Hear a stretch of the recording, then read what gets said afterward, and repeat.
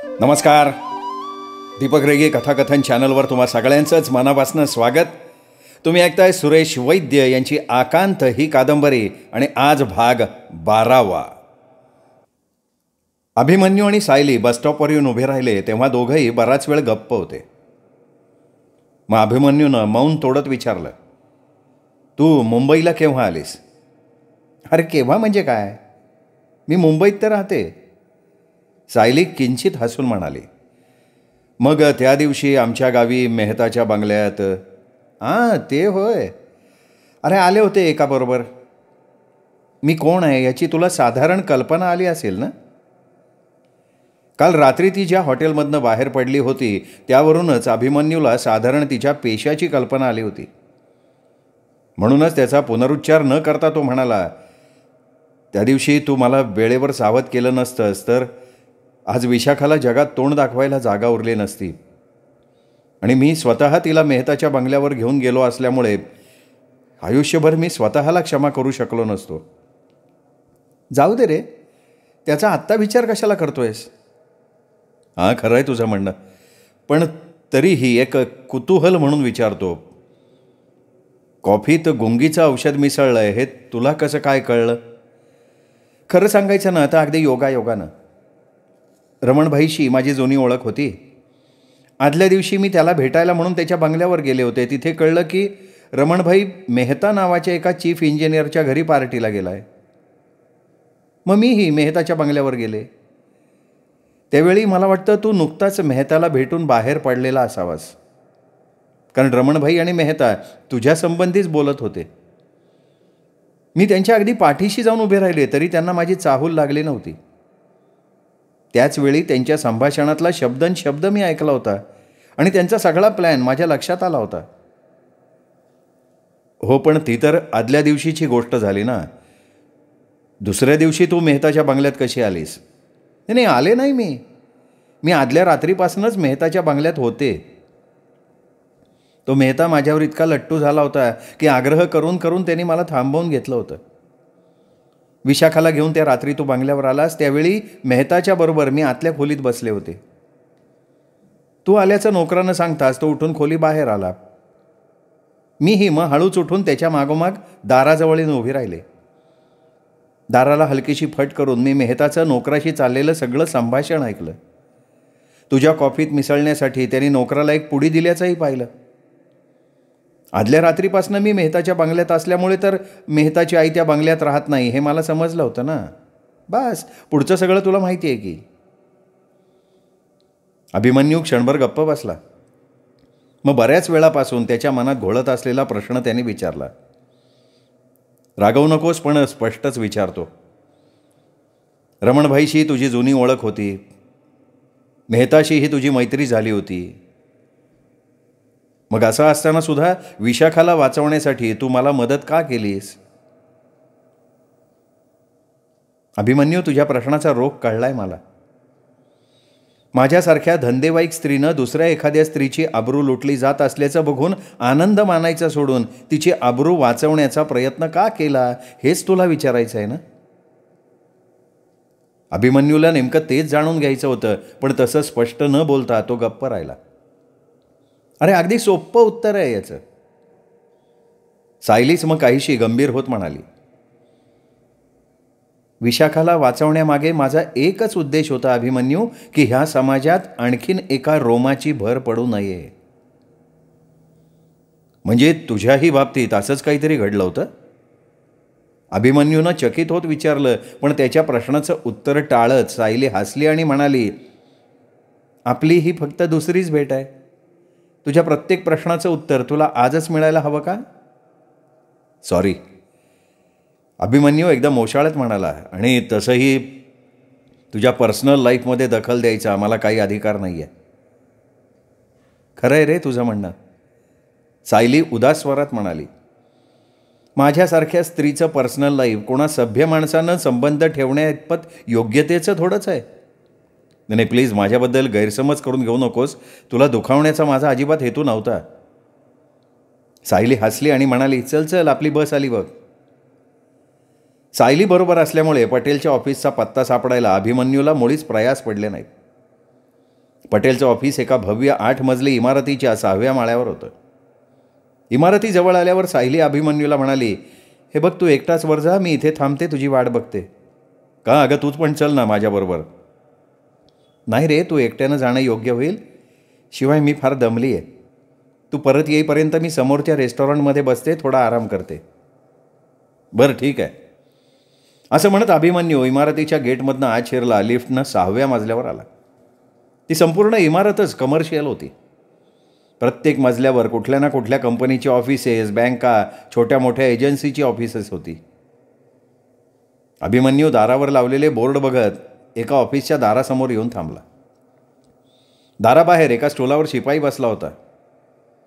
अभिमन्यूला समोर उभा राहिलेला बघताच तो उठून उभा राहिला. किसको मिलने को मागता?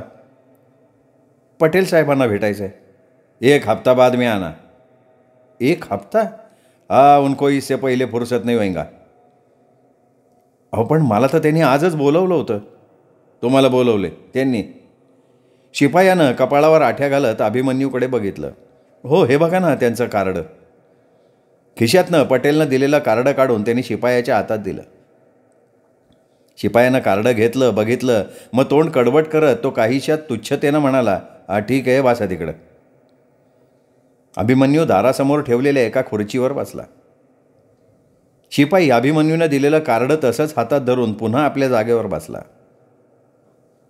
5-10 मिनिटं अशीच गेली.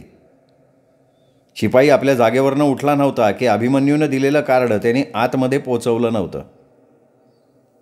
थोड्या वेळाने एक तरुण आला. त्याला बघता शिपाई झटकन उठला. हसून त्यांनी तरुणाला सलाम ठोकला. पटेल साहेब आहेत का? त्या तरुणानं विचारलं. शिपायानं हसून होकारार्थी मान डोलावली. मग आपलं नाव तेवढं आत पोचव. शिपायानं झटकन एक कागद आणि पेन त्या तरुणाच्या हातात दिला. तरुणानं आपलं नाव लिहिलेला कागद आणि त्याबरोबर एक 5 रुपयाची नोट शिपायाच्या हातावर ठेवली. शिपायानं नोट झटकन खिशात कोंबली. कागद घेऊन आत गेला. 2च मिनिटात परत येऊन तो त्या तरुणाला म्हणाला, बघा साहेब, मी म्हणलं होतं ना तुमचं काम होणार म्हणून. काल तुमच्या मिसेस येऊन साहेबाला भेटून गेल्या ना. हो ना, बिचारी स्वतः नोकरी करते, माझ्या नोकरीसाठी खटपट करते आहे. तुझ्या सांगण्याप्रमाणे मी तिला पटेल साहेबांना भेटायला सांगितलं होतं. तरुण अगदी आपुलकीनं शिपायाशी बोलत होता. नाही, काय काळजी करू नका तुम्ही, तुमची नोकरी पक्की झाली म्हणून समजा. जा, साहेबांनी तुम्हाला बोलवले आणि माझ्या बक्षिसाचं विसरू नका बरं का. शिपाई गुळमट हसत म्हणाला. तरुण आत गेल्यावर शिपाई पुन्हा खुर्चीवर बसला. बसता बसता त्याने अभिमन्यूकडं अपेक्षित नजरेनं बघितलं. नजरेनं जणू तो त्याला सांगायचा प्रयत्न करत होता की 5-10 रुपये देत असशील तर लगेच तुझं नाव आत पोचवतो. जवळजवळ 1-1.5 तास अभिमन्यू तसाच खुर्चीवर बसून राहिला होता. पण शिपायानं त्याची कसलीही दखल घेतली नाही. 1-2दा अभिमन्यूनं त्याला आठवण करून देण्याचा प्रयत्न केला, पण शिपायानं त्याच्याकडे चक्क दुर्लक्ष केलं. काय करावं हे न समजून अभिमन्यू तसाच चुळबुळत बसून राहिला. आणखीन 15-1 मिनिटं अशीच गेली. अचानक पटेल केबिनचा दरवाजा उघडून बाहेर आल्याचं त्याने बघितलं. तसं झटकन उठून अभिमन्यू त्याच्याजवळ जात म्हणाला, पटेल साहेब. पटेलनं मान वळवून अभिमन्यूकडे बघितलं, पण त्याच्या चेहऱ्यावर कसलेही ओळखीचे भाव उमटले नाहीत. उलट कपाळावर आठ्या घालत त्यांनी काहीशा कोरड्या स्वरात विचारलं, काय आपण मला ओळखलं नाहीत?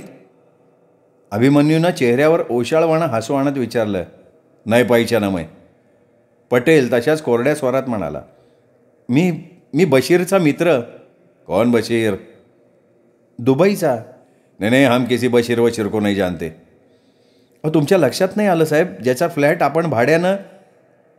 अभिमन्यूचं बोलणं पूर्ण होण्याआधी पटेल त्याच्याकडे दुर्लक्ष करत वळाला आणि लिफ्टच्या दिशेनं चालायला लागला. अभिमन्यू तसाच वेड्यासारखा त्याच्या पाठमोऱ्या आकृतीकडे बघत उभा राहिला होता. ज्या माणसानं काल रात्री स्वतःहून कार्ड देऊन आपल्याला इथे बोलवलं होतं, आपल्याला मदत करण्याची इच्छा व्यक्त केली होती, तोच माणूस आज आपल्याला ओळखही द्यायला तयार नाही. हे गणित काही केले त्याच्या डोक्यात शिरायला तयार नव्हतं. माणसं एका रात्रीत आपला शब्द फिरवतात ही गोष्टच त्याच्या कल्पनेपलीकडची होती. काहीशा सुन्न बधिरलेल्या अवस्थेत अभिमन्यू इमारतीतनं बाहेर पडला. समोरच्या रेस्टॉरंटमध्ये शिरला. पण सायली त्याला कुठेही दिसली नाही. आपल्याला एवढा वेळ लागल्यामुळे ही निघून गेली का काय, त्याच्या मनात आलं. तो पुन्हा वळून बाहेर पडण्याच्या तयारीत असताना एक वेटर त्याच्याजवळ आला आणि म्हणाला, आप ही मिस्टर अभिमन्यू है क्या? हाँ क्यों? ओ मेम साहब आपको बोला थे ना. कहाँ है? वो क्या सामने वाले केबिन में. वेटरनं दाखवलेल्या केबिनजवळ अभिमन्यू आला. केबिनच्या दारावरचा पडदा बाजूला सारून तो आत शिरला आणि क्षणभर तसाच उभा राहिला. त्या छोट्याशा केबिनमध्ये समोरासमोर 2 खुर्च्या मांडल्या होत्या. मध्ये एक सनमायकाचं टॉप असलेलं टेबल होतं आणि त्या टेबलावर आपल्या डाव्या हाताचं कोपर टेकवून तळव्यावर आपला चेहरा तोलून धरत सायली डोळे मिटून बसली होती. तिच्या संथ होणाऱ्या श्वासोच्छवासावरनं तिला झोप लागल्याचं दिसत होतं. टेबलावर 2-3 चहाचे रिकामी कप पडले होते. त्याची वाट बघता बघता तिला डुलकी लागली असावी. सायलीकडे बघताना क्षणभर त्याला स्वतःच्या चिंतेचाही विसर पडला.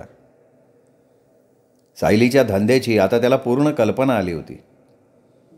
तिच्यासारख्या रात्रभर जागणाऱ्या मुलीला खरं तर दिवसा आरामाची आवश्यकता होती, पण त्याच्यासाठी तिने आपल्या आरामावर सुद्धा पाणी सोडलं होतं आणि आता 1.5-2 तास ती त्याची वाट बघत इथे थांबली होती. गाढ झोप लागलेल्या सायलीकडे बघताना त्याला ती कमालीची निष्पाप निरागस वाटत होती. एखाद्या लहान मुलासारखा तिचा चेहरा निर्व्याज वाटत होता. या क्षणी ती कोणी धंदा करणारी मुलगी आहे असं अजिबात वाटत नव्हतं. अभिमन्यू हळूच तिची झोपमोड न होईल याची काळजी घेत समोरच्या खुर्चीवर बसला. आज पहिल्यांदा तो इतक्या जवळून आणि निर्धास्तपणे तिच्याकडे टक लावून बघत होता. ती सुंदर होती, आकर्षक होती, पण तिच्या या बाह्य सौंदर्यापेक्षाही तिच्या मनाच्या सौंदर्यानं अभिमन्यू जास्त प्रभावित झाला होता. तो असा तिच्याकडे बघत असताना वेटर आत आला. टेबलावरचे रिकामे कप आणि ग्लास उचलायला लागला. त्या आवाजानं सायली एकदम दचकून जागी झाली. समोर बसलेल्या अभिमन्यूला बघताच काहीसं ओशाळवाणं हसत म्हणाली, अरे तू केव्हा आलास? हे काय आत्ता एवढ्यातच? वेटरला 2 मसाला डोसाची ऑर्डर देऊन पुन्हा अभिमन्यूकडे बघत म्हणाली, अरे मग मला जागं नाही का करायचं? तुला इतकी छान झोप लागली होती ना की तिची झोपमोड करावी असं मला वाटलंच नाही. मग काहीशा अपराधी स्वरात तो म्हणाला, सॉरी सायली, माझ्यामुळे तुला खूप त्रास होतोय. सायली खळखळून हसली आणि म्हणाली, चल, माझं तुझ्यावर हे कर्ज आहे असं समज. मीही कधीतरी तुला त्रास देईन, त्यावेळी या कर्जाची परतफेड कर, ओके? खरंच सायली आहे. अगं काल जर तू मला भेटली नसतीस, आसरा दिला नसतास तर आमची अवस्था काय झाली असती ह्या नुसत्या कल्पनेनं माझ्या अंगावर शहारा येतोय. तुझे हे उपकार ह्या जन्मी तरी मला चुकवता येतील का नाही ह्याबद्दल शंका आहे. उपकार? अरे उपकार तर मीच माझ्यावर करते अभि. मनाच्या एका कोपऱ्यात असलेली पापाची, अपराधीपणाची भावना त्यामुळे थोडीफार तरी कमी व्हायला मदत होते रे. स्वतःला पापी, अपराधी का समजतेस तू? स्वतःच्या शरीराचा सौदा करणं हे पाप नाही आहे? हा अपराध नाही आहे? नाही, निदान मी तरी त्याला पाप नाही समजत आणि अपराध तर नाहीच नाही. कारण कुठलीही स्त्री मोठ्या हौसेनं हा सौदा करत नाही. त्यामागे तिची काहीतरी मजबुरी असते, अगतिकता असते. आणि तसंच पाहिलं तर जगातला प्रत्येक माणूस कशा ना कशाचा सौदा करतच असतो. कोणी आपल्या कलेचा सौदा करतो, कोणी आपल्या बुद्धीचा सौदा करतो. अगदी देवळातला पुजारीसुद्धा देवाचा सौदा करत असतो. मग तू स्वतःला एवढं कमी का लेखतीयस? उलट या सगळ्यांपेक्षा तुझा धंदा खरा आहे, सच्चा आहे. तू कुणाला फसवत नाहीस, लुबाडत नाहीस. पैसे घेतेस तू, पण त्या बदल्यात आपली सगळ्यात किमती वस्तू देत असतेस. आणि इथे तर लोक काही न देता दुसऱ्याला लुटत असतात. बस बस बस, हे असलं काही माझ्या डोक्यात भरू नका, नाही तर मी स्वतःला कोणीतरी महान बिहान समजायला लागेल. बरं आता सांग, ज्या कामासाठी तू गेला होतास ते तुझं काम झालं नाही ना? हां? अरे ज्यांनी तुला बोलवलं होतं त्यांनी तुला ओळखसुद्धा दाखवली नाही ना? अभिमन्यू काहीशा चकित नजरेनं तिच्याकडे बघत राहिला आणि म्हणाला, तुला कसं समजलं हे? सायली हसली आणि म्हणाली, तू खरोखर खूप भोळा आहे सारे. या जगाची ओळख तुला अजून पटायची आहे आणि त्यातून ही मुंबई आहे. इथे स्वतःचा स्वार्थ असल्याशिवाय कुणीही कुणालाही मदत करत नाही. अगं पण पटेलनी काल स्वतःहून मला बोलवलं होतं. असेल ना, पण त्यामागचा हेतू तुझी ब्याद टाळण्याचाही असू शकतो. अरे या शहरात शब्द वाटणाऱ्यांची कमतरता नाही, पण दिलेला शब्द पाळणाऱ्यांची मात्र निश्चित वानवा आहे. म्हणूनच इथे कोणाच्याही शब्दावर विसंबून राहायचं नसतं, तर जे आपल्याला हवंय ते आपण मिळवण्याचा प्रयत्न करायचा असतो. तेवढ्यात वेटर प्लेट्स घेऊन आला. मसाला डोसा खाता खाता अभिमन्यूनं विचारलं, इथले वेटरसुद्धा तुझ्या ओळखीचे आहेत? नाही का? अगं तू बाहेरच्या हॉलमध्ये कुठे दिसली नाहीस म्हणून मी परत चाललो होतो. तेवढ्यात वेटरनं माझं नाव विचारून तू या केबिनमध्ये बसल्याचं सांगितलं. म्हणून मला वाटलं की अरे मीच त्याला सांगितलं होतं. तू बाहेरच्या बाहेर इथनं जाणार याची मला कल्पना होती. थोडा वेळ मग दोघेही काही न बोलता खात राहिले. बरं मग आता तू काय करायचं ठरवलं आहेस? खाऊन होताच पाण्याचा घोट घेत सायलीनं विचारलं. अभिमन्यू पुढे काय याचाच विचार करत होता. सायलीच्या प्रश्नावर क्षणभर थांबून तो म्हणाला, मी बशीरला पत्र लिहायचा विचार करतोय. दुबईला? हो. अरे दुबई म्हणजे तुला काय पुणे मुंबई वाटलं का 4 दिवसात पत्र पोचायला? तुझं पत्र दुबईला पोचायला किमान महिना लागेल, आणि तुझ्या त्या मित्रानं उत्तर दिलंच तर ते यायला महिना लागेल. मग या 2 महिन्यात काय करणार तू? शोधीन एखादी छोटी मोठी नोकरी. अरे शोधून मिळायला नोकरी म्हणजे तुला काय एखादी हरवलेली वस्तू वाटतीये का? म्हणजे? अरे तू काही वर्तमानपत्र वगैरे वाचतो का नाही? आपल्या देशात नोकऱ्या कमी आणि उमेदवार जास्त अशी परिस्थिती आहे.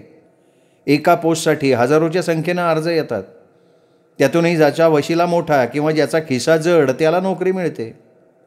हां, ज्याप्रमाणे ट्रेनमध्ये रिकामी जागा असूनही केवळ रिझर्व्ह तिकीट नाही म्हणून प्रवाशाला मध्येच उतरवलं जातं तसं.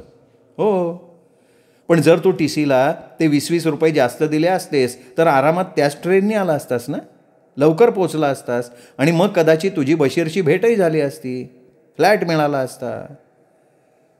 पण फक्त 80 रुपये वाचवण्याच्या नादात स्वतःचं किती मोठं नुकसान करून घेतलंस? नाही सायली, 80 रुपये वाचवण्यासाठी मी तसं केलं नाही, तर माझ्या बाबांचे आदर्श जपण्यासाठी मी तसं केलं. सायली खळखळून हसली, हसतच राहिली एवढी की तिच्या डोळ्यात पाणी आलं.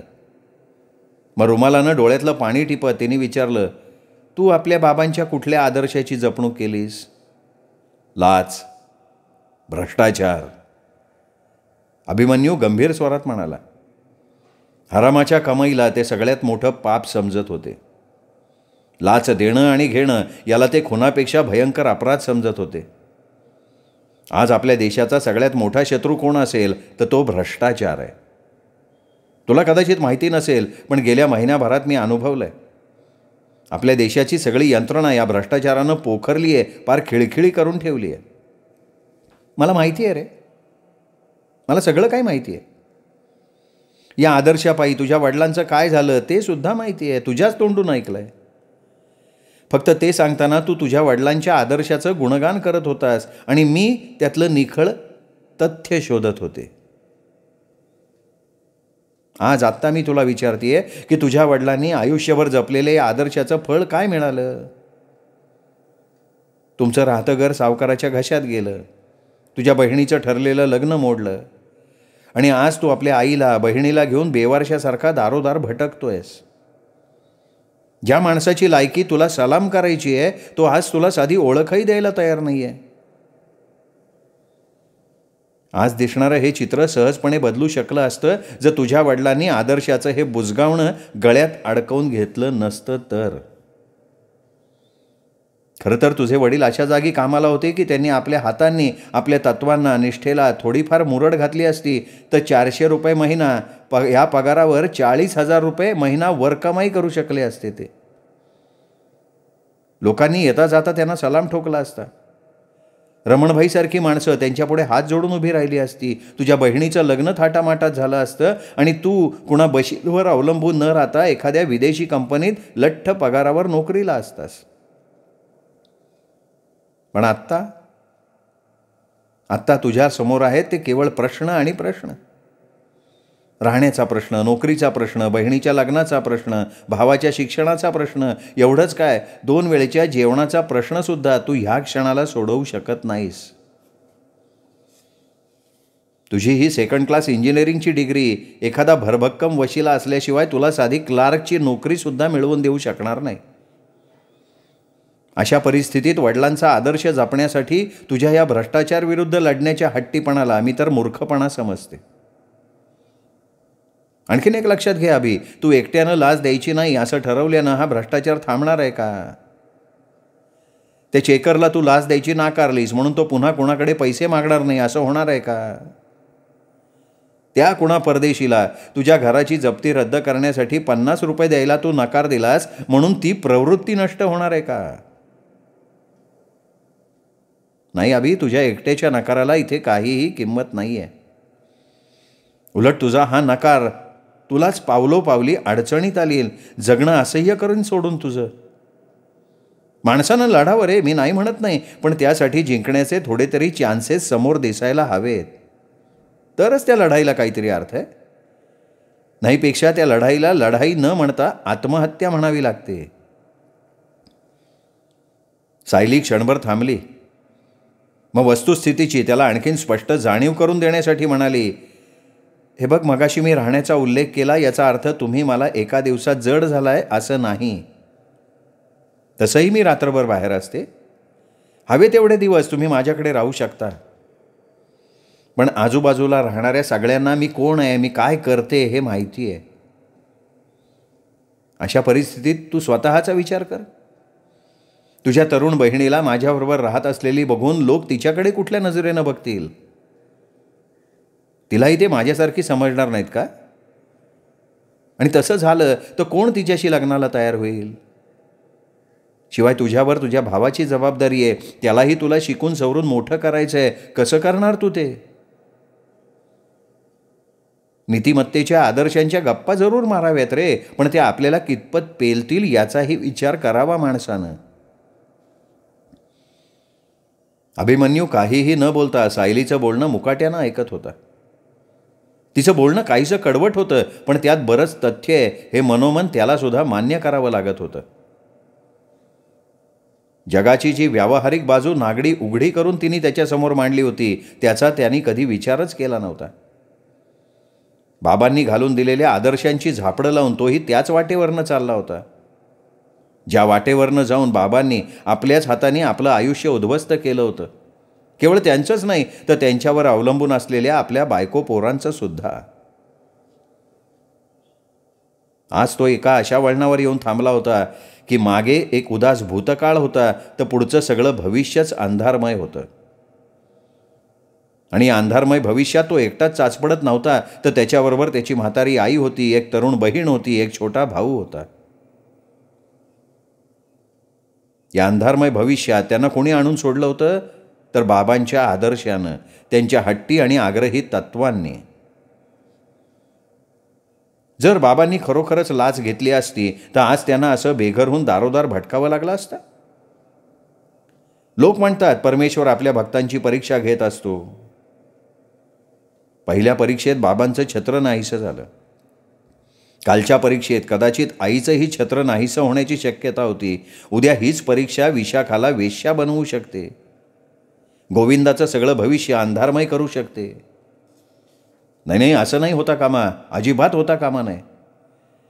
बाबांच्या आदर्शाची ही झापडं मला वेळीच काढून टाकायला हवीत. या व्यवहारी जगात जशाला तसं वागायला हवं. अभिमन्यू विचारमग्न चेहऱ्यानं सायलीकडे बघत म्हणाला, तुझं म्हणणं खरं आहे सायली. मी खरोखर एक न जिंकणारी लढाई लढण्याचा प्रयत्न करत होतो. एका न परवडणाऱ्या हट्टावर अडून बसलो होतो. हे करप्शन, हा भ्रष्टाचार एखाद दुसऱ्याच्या बलिदानानं नाहीसा होणारा नाही. जोवर माणसातला माणूस जागा होत नाही तोवर या भ्रष्टाचाराला अंत नाही.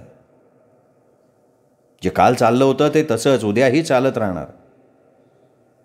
जन्म घेणारा जन्म घेणार, जगणारा जगणार आणि मरणारा मरणार.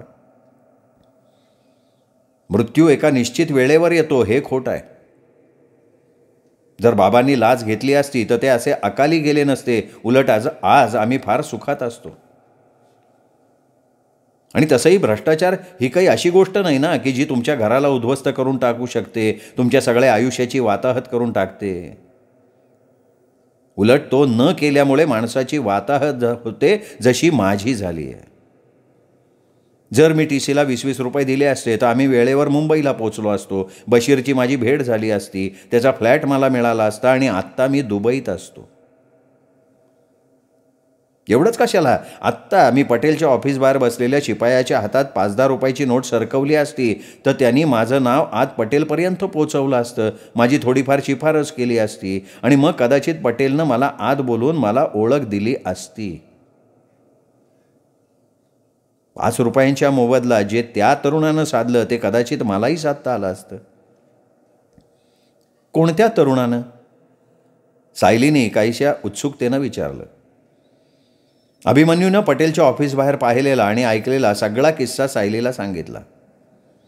हां, म्हणजे हा पटेल बराच रंगेल माणूस दिसतोय.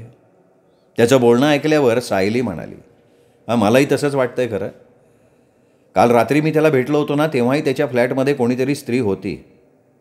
कदाचित म्हणूनच मला लवकर कटवण्यासाठी त्याने आपलं कार्ड देऊन माझी बोळवण केली असावी. अभिमन्यू तिच्या मताशी सहमत होत म्हणाला. सायली काही क्षण विचार करत राहिली. मग नकळत तिचा चेहरा उजळला. चकाकत्या नजरेनं अभिमन्यूकडे बघत ती म्हणाली, तू अजूनही पटेलकडनं तुझं काम करून घेऊ शकतोस बरं का. ते कसं काय? अरे, कालच मी वर्तमानपत्रात एक जाहिरात वाचली होती, सरकारी बांधकाम खात्यामार्फत प्रसिद्ध झालेली. त्यांना काही इंजिनियर्सची गरज आहे. त्याच्यासाठी अर्ज मागवण्यात येत आहेत. इंजिनियर्स आणि तेही सरकारी खात्यात. अगं, तिथे तर लाखो अर्ज येणार आणि त्यातूनही एखाद्या मंत्र्याचा नाहीतर आमदाराच्या तत्तूची वर्णी लागणार. माझी काय डाळ शिजणार तिथे. खरं आहे रे, पण पटेलनं मनात आणलं ना तर तो तुला तिथे चीफ इंजिनियरची जागा देऊ शकतो. ते कसं काय? हे बघ, ह्या पटेलची आणि माझी प्रत्यक्ष ओळख नाही आहे, पण त्याच्याबद्दल मी बरंच काही ऐकलं आहे. त्याचे हात वरपर्यंत पोचलेत. मंत्री, आमदार वगैरे लोकांच्यात त्याची नेहमी उडबस असते. त्याची ही एम्प्लॉयर एजन्सी ह्या मंत्र्यासंत्र्यांच्या जीवावर तर चालते, म्हणून त्याच्या एजन्सीचं नाव प्रसिद्ध आहे. माझी तर खात्री आहे, या सरकारी बांधकाम खात्यात काम करणाऱ्या निम्मे अधिक लोकांना पटेलनंच नोकऱ्या लावून दिलेल्या असाव्यात. काय सांगतेस? हां, आणि आत्ता ही जी जाहिरात प्रसिद्ध झाली आहे ना, तीही केवळ आपली दाखवण्यापुरती आहे. पटेलमार्फत या जागा भरल्या जाणार बघ. पटेल सांगेल त्याचंच सिलेक्शन डोळे झाकून होणार. तू म्हणतेस हे सगळं खरं असेल, पण पटेल माझ्यासाठी का शब्द टाकेल?